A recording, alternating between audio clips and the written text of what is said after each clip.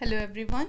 So today we will discuss Newton's second law of motion. तो देखिए हम अपनी प्रीवियस वीडियो में Newton first law of motion जो है वो डिस्कस कर चुके हैं और Newton's first law of motion क्या कहता है. The first law of motion indicates that when an unbalanced force acts on an object it velocity changes. कि जब किसी ऑब्जेक्ट के ऊपर कोई अनबैलेंस्ड फोर्स लगाई जाती है तब उसकी वेलोसिटी चेंज होती है. मतलब जब तक ये फोर्स नहीं लगाई थी इस ऑब्जेक्ट पर ये रेस्ट में ही पड़ा था, ठीक है. और जब कोई अनबैलेंस्ड फोर्स इस ऑब्जेक्ट पे लगाई तो इसमें मोशन हुआ तो इसने अपनी वेलोसिटी चेंज की, ठीक है. एंड वेलोसिटी चेंज क्या होती है?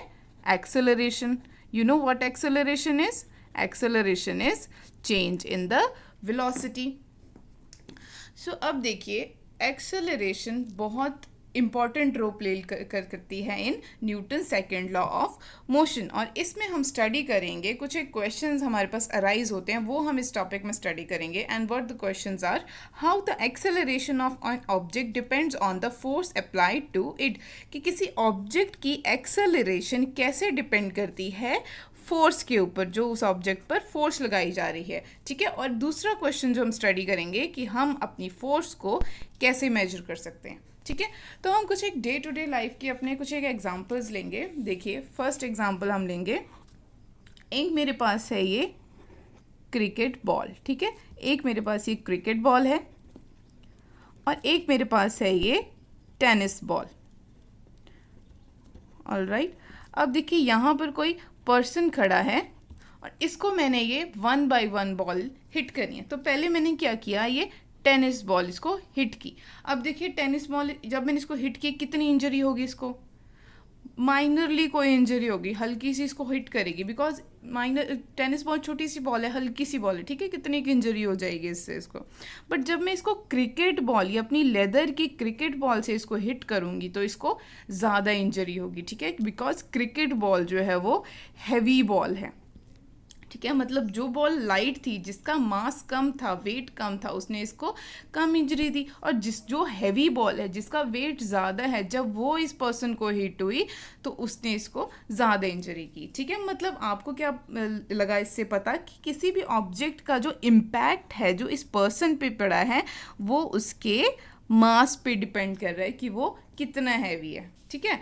अब दूसरा एग्जाम्पल हम लेते हैं. मेरे पास एक ये बुलेट है, ठीक है. I have a bullet. और अब देखिए बुलेट कितनी छोटी सी होती है, जब जो हमारी गन की बुलेट होती है कितनी छोटी सी होती है, इसका मास बहुत कम होता है, ठीक है. It's a very light thing. और जब हम इसको गन से शूट करते हैं किसी पर्सन के ऊपर तो इससे इंजरी तो मतलब क्या, इससे डेथ भी हो सकती है पर्सन की, ठीक है. बट हमने क्या बात की थी कि किसी ऑब्जेक्ट का जो इम्पैक्ट है वो उसके मास पे डिपेंड कर रहा है कि वो कितना उसको इंजरी करेगा. बट यहाँ पर मास तो बहुत कम था, फिर उसने इसको कितना इंजर किया, इसकी डेथ ही हो गई बंदे की, ठीक है. सो हम something we are missing out here. तो हम क्या मिस कर रहे हैं? वेलोसिटी. इस गन की वेलोसिटी, इस बुलेट जब शूट होती है गन से तो इसकी वेलोसिटी इतनी ज़्यादा होती है कि इसका जो इम्पैक्ट होता है इस पर्सन के ऊपर वो बहुत ज़्यादा होता है, इसकी बहुत ज़्यादा इंजर करता है. मतलब यहाँ पर हमने दोनों केसेस में क्या स्टडी कर लिया कि एक हमने बोला था कि मास के ऊपर डिपेंड करता है ऑब्जेक्ट का इम्पैक्ट जो किसी ऑब्जेक्ट पे होगा, और दूसरी तरफ हमने पढ़ा कि किसी भी ऑब्जेक्ट का वेलोसिटी है वो उसका भी इम्पैक्ट जो है वो किसी ऑब्जेक्ट के ऊपर होगा कि उसके इम्पैक्ट हम कैसे पता लगाएंगे उसकी वेलोसिटी से. अब देखिए मेरे पास एक ये ट्रक है, यहाँ पर मानो ये ट्रक है, ठीक है. अब जब ये ट्रक आराम से खड़ा है अपनी जगह में, पार्किंग पे खड़ा हुआ है, अब ट्रक का मास तो कितना ज़्यादा होता है, ठीक है. अब ये अपनी जगह पर यहाँ पर आराम से खड़ा है, कोई इसके आगे से क्रॉस हो जाए, कोई इसके नीचे से भी चाहे क्रॉस हो जाए, इसको कोई इंजरी नहीं होगी. बट जब ये मोशन में है, ठीक है, ये चल रहा है ऑब्जेक्ट, ये ट्रक जो भी चल रहा है, चाहे वो बहुत ही कम वेलोसिटी से चल रहा है, मानो 5 मीटर पर सेकंड बहुत कम वेलोसिटी होती है, चाहे वो इस वेलोसिटी से चल रहा है, ठीक है. मास तो अब इसका बहुत ज़्यादा है बट, ठीक है, वेलोसिटी बहुत कम वेलोसिटी से चल रहा है बट मास इसका बहुत ज़्यादा है. तो जब अगर कोई पर्सन इसके नीचे आ जाएगा तो वो ही मे डाई, और उसको या तो बहुत ज़्यादा इंजरी आ जाएगी, उसकी लेग वेग टूट जाएगी, या तो वो डेथ भी हो सकती है जब वो चलते हुए ट्रक के अंडर आ जाए, चाहे उस ट्रक बहुत धीरे चल रहा है बट उसका मास ही इतना ज़्यादा है कि उसके ऊपर बहुत इम्पैक्ट होगा, ठीक है। तो हमने क्या पढ़ा यहाँ पर इन एग्जांपल्स में, हमने क्या देखा कि किसी भी ऑब्जेक्ट का जो इम्पैक्ट है that is because of object का मास या फिर ऑब्जेक्ट की वेलोसिटी, कि इन दोनों चीज़ों की वजह से जो है वो किसी भी ऑब्जेक्ट का जो है इम्पैक्ट है वो दूसरे ऑब्जेक्ट पे या बॉडी पे हमें पता लगता है, ठीक है। तो देखिए, the impact produced by the objects depend on their mass and velocity. जो किसी भी ऑब्जेक्ट का जो प्रोड्यूस करते हैं वो इम्पैक्ट, वो डिपेंड करता है उनके मास और वेलोसिटी के ऊपर। So is there any quantity जो इन दोनों को मिला के बनती हो? क्या हम अब अलग अलग तो बताएंगे नहीं हर बार कि हाँ इसका मास, इसकी वेलोसिटी इन्होंने किया ऐसा, ठीक है। तो क्या कोई ऐसी कोई क्वांटिटी है हमारे पास जो मास और वेलोसिटी दोनों को मिलाकर बनी हो? Yes, there is momentum. Momentum एक ऐसी क्वांटिटी है और इसे इंट्रोड्यूस किया था सर आइजैक न्यूटन ने। ही इंट्रोड्यूस्ड दिस क्वांटिटी मोमेंटम, और मोमेंटम को डिनोट किया जाता है स्मॉल p के साथ। अब देखिए मोमेंटम होता क्या है, मास एंड वेलोसिटी को मिलाकर बनता है और it is amount of motion.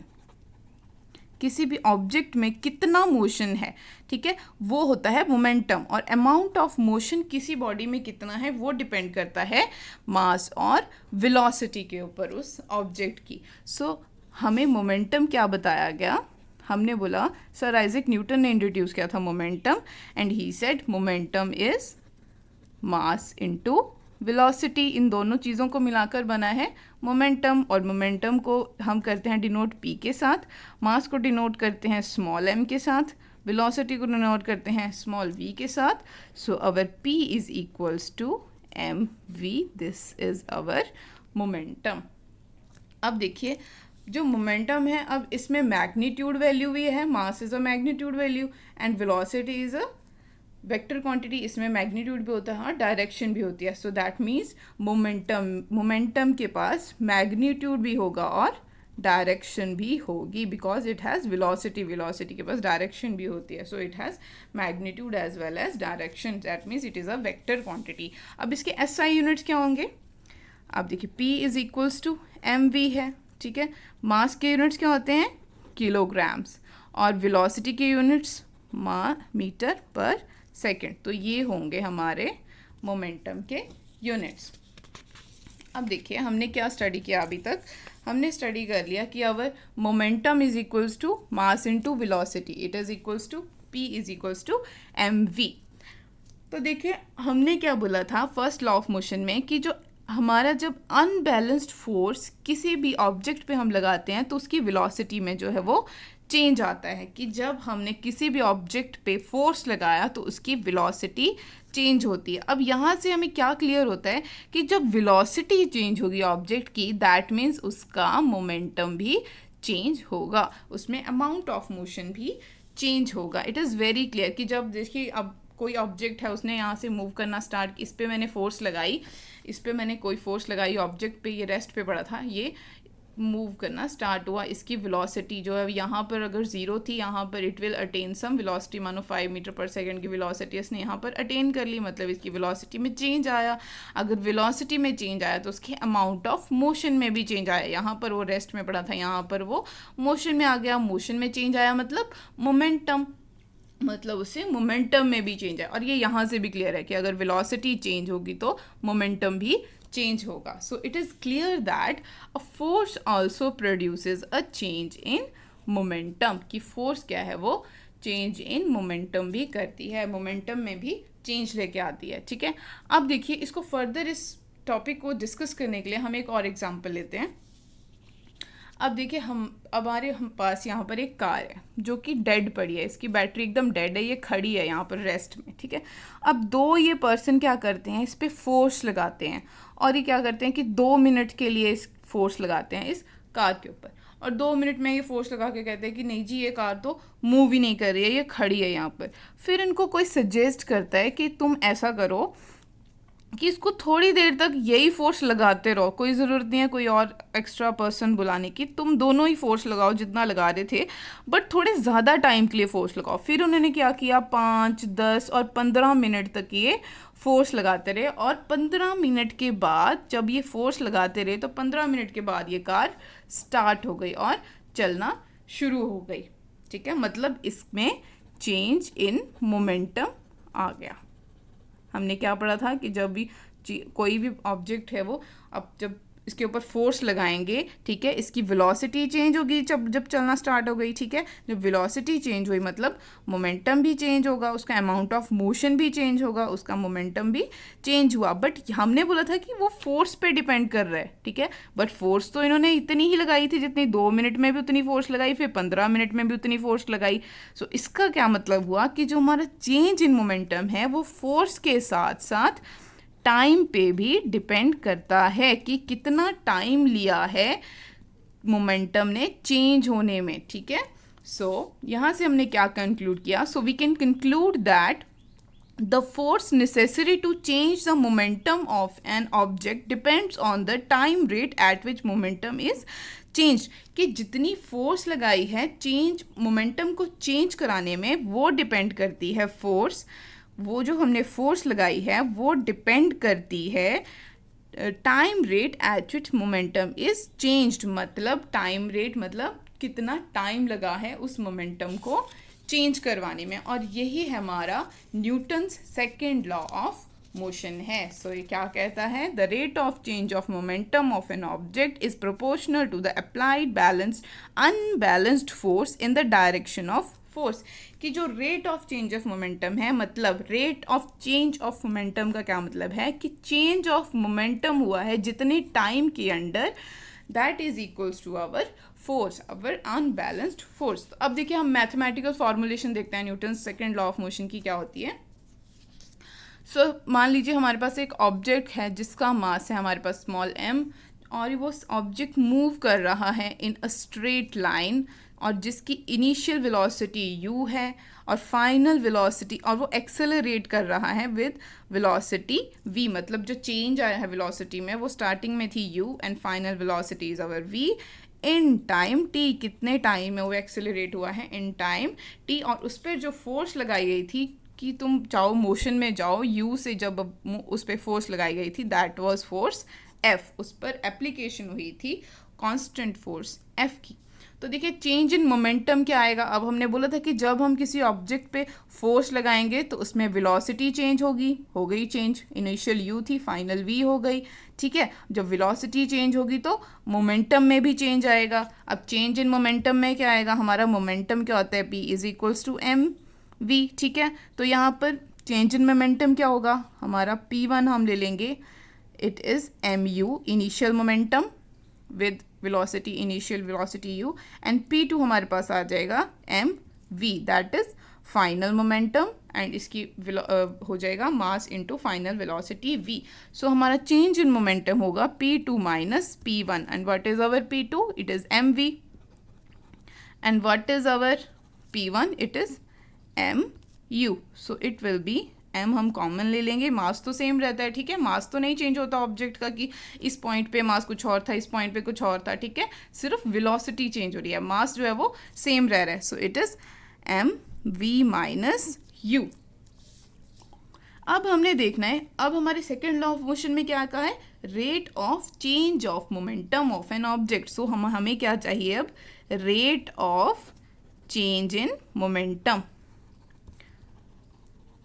अब rate of change in momentum का क्या मतलब है कि कितने टाइम में मोमेंटम जो है वो चेंज हुआ है। So we will do it by time t।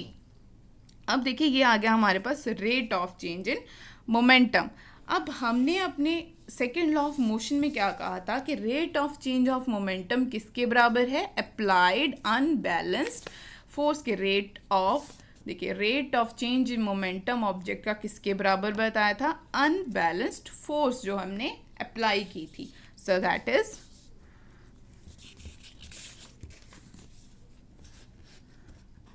According to second law of motion, Newton's second law of motion, हमने उसमें बोला था कि जो rate of change of momentum हमारा था दिस, वो किसके बराबर है, जो हमने फोर्स अप्लाई की है, अनबैलेंस्ड फोर्स अप्लाई की है एफ।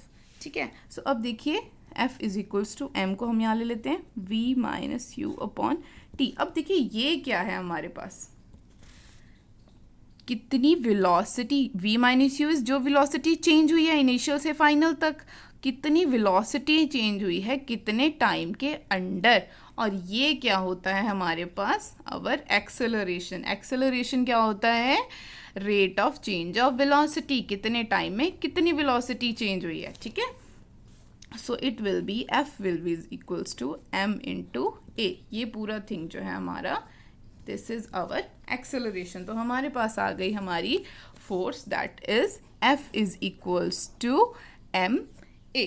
ठीक है, तो देखिए अब यहाँ से हमें क्या पता लग गया, मतलब हम यहाँ से अपनी फोर्स की वैल्यू निकाल सकते हैं। अगर हमारे पास किसी ऑब्जेक्ट का मास है, किसी की एक्सेलरेशन गिवन है, तो हम अपनी फोर्स जो है वो मेजर कर सकते हैं। सो यहाँ से हमें we get a method, so we get a method to measure the force of an object, force applied on an object as a product of, किस किस का प्रोडक्ट है हमारी force, product of mass and acceleration. ठीक है, सो हमें क्या पता लग गया कि हम अपनी फोर्स कैसे कैलकुलेट कर सकते हैं। Newton second law of motion से हमें एक मेथड मिल गया, क्योंकि फोर्स हमारी जो होती है it is the product of mass and acceleration. अगर मास एंड एक्सेलरेशन हमें गिवन होंगे किसी ऑब्जेक्ट के, तो हम उसकी फोर्स जो है वो फाइंड आउट कर सकते हैं। अब देखिए एक और हम इसकी एप्लीकेशन के लिए, Newton second law of motion की एप्लीकेशन के, हम एक और छोटा ऐसा एग्जांपल देखते हैं।